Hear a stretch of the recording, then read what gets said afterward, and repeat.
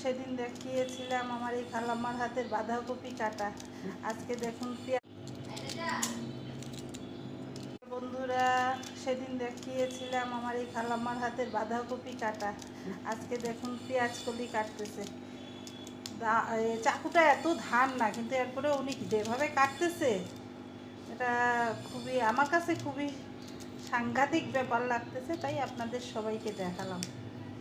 কি নিখুঁতভাবে দেখুন।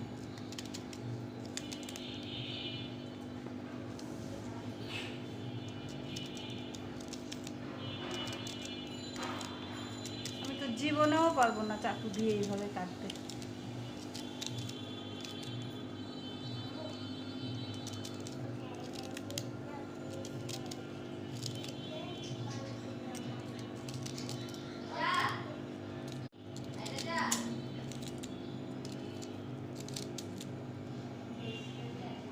আর আমার এক খালাম্মা এত সুন্দর কাটতেছে, ভিডিওটা না করে দিলে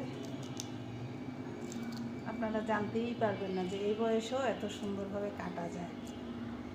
আগের দিনের মানুষ আসলে অনেক কর্মঠ ছিলেন।